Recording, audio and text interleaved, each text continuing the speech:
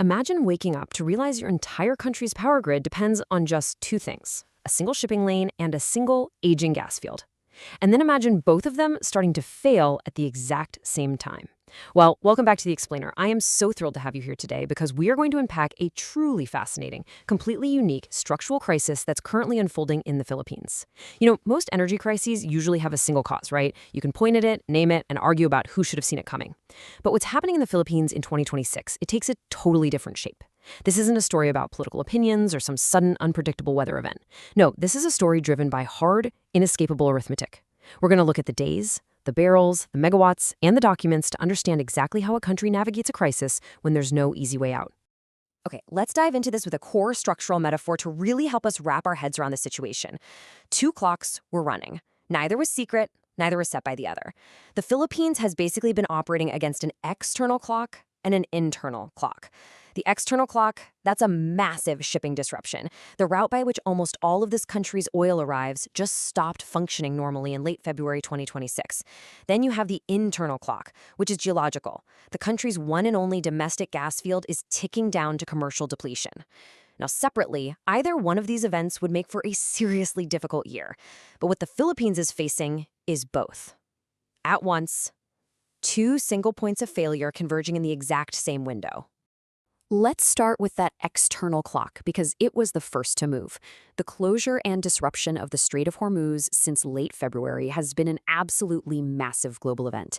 It affected roughly 20% of the world's oil supply, which completely explains the global fuel shortages we've all been reading about.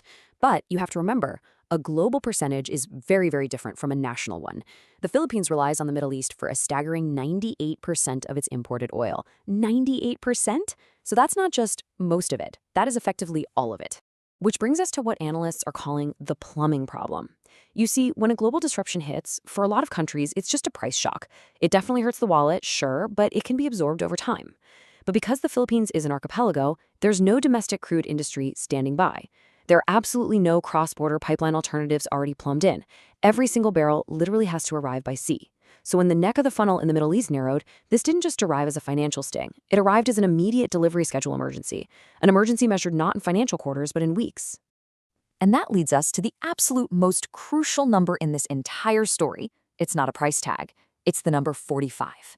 By the second half of March 2026, the Department of Energy, under Secretary Sharon Garin, reported that the nation's average fuel cover had fallen to just 45 days. Just take a second to think about what a timeline like that actually means for an entire country's economy. Breaking that number down makes the picture even clearer. Diesel stocks sat at about 45 days, and liquefied petroleum gas, or LPG, was down to just 23 days. But honestly, it's the velocity of the drop that's truly alarming. The total average cover had dropped from roughly 56 days down to 45, meaning they lost 10 days of cover in just 1 month of disruption. It's kind of like watching your phone battery drain from 10% to 1% in a matter of seconds. If you simply extend that mathematical line without any relief, the horizon for running out isn't years away, it's inside a single quarter. And this arithmetic fundamentally changes a government's posture. You're no longer writing a long-term strategy at that point. You are managing a short-term inventory cliff.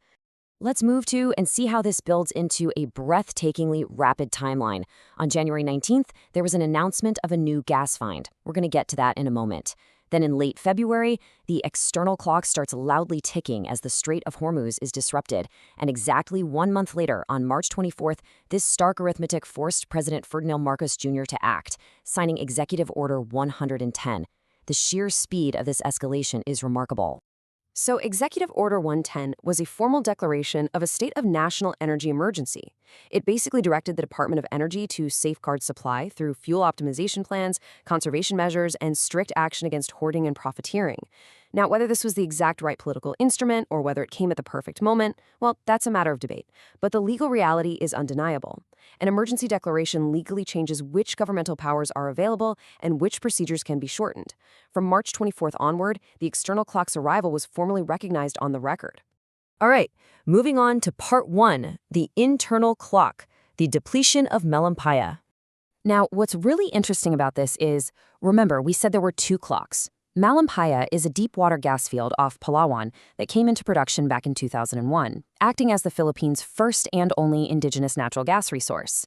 For years, official accounts touted it as supplying around 40% of the main island of Luzon for electricity. But as the field has aged, that number has obviously changed. As of 2024, natural gas and imported LNG combined made up roughly 17% of Luzon's power mix. But hey, don't let that smaller slice fool you. While it's smaller than the historical 40%, a 17% chunk of an entire island's power grid is absolutely crucial. Without it, the lights simply cannot stay on. Which makes this year incredibly daunting. 2027, Malampaya is aging, and it's widely expected to be commercially depleted by 2027, with some projections pushing it slightly to 2029. And look, this was not a surprise. It wasn't a sudden disaster. The decline curve has literally been published in government documents for a decade. But out of all the years it could have happened, the two clocks ran out simultaneously. This internal geological clock reached its final stretch at the exact same time the external import route stopped working. And then, in mid-May of 2026, the abstraction of these dual vulnerabilities colliding became a strict, undeniable schedule. The National Grid Corporation of the Philippines, or NGCP, was forced to raise red alerts across both the Luzon and Visayas grids. This is the exact moment when the ledger went from government forecasts to real-world impact. Just look at May 14th and 15th. The math became totally undeniable. Available capacity sat at 12,075 megawatts, but the peak demand, it pushed up to 12,927 megawatts.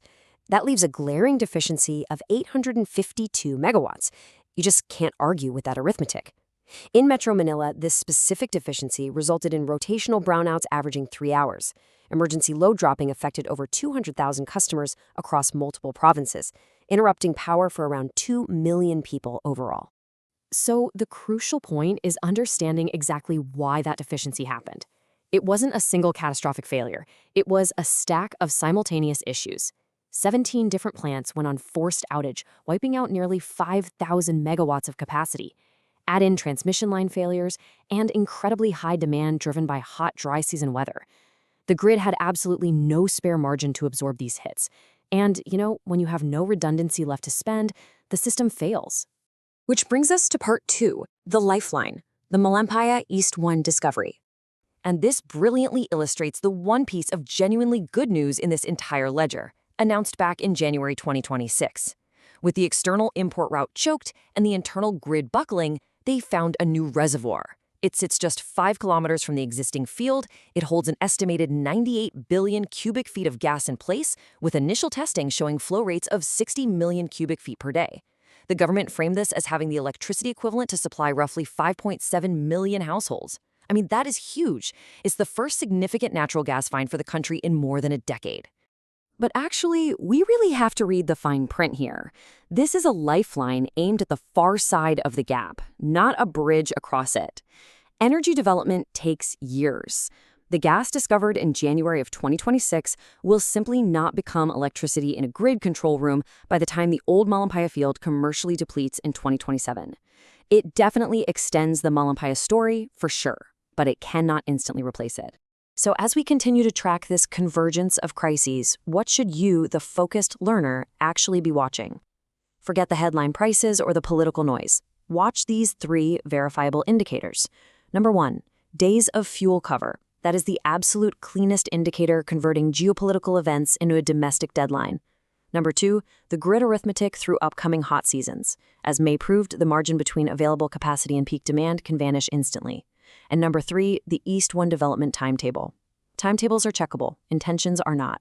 That schedule is where these 2 clocks are ultimately supposed to be reconciled. So, what does this all mean? What happens when a country's only domestic energy source and its only import route run out of time together? The situation in the Philippines right now is a masterclass in the dangers of carrying 2 single points of failure. The math was visible the entire time. It is a gripping lesson in structural vulnerabilities, and one we will undoubtedly keep a very close eye on as the ledger continues to unfold. Thank you so much for joining me for this explainer, and remember, keep your eye on the numbers.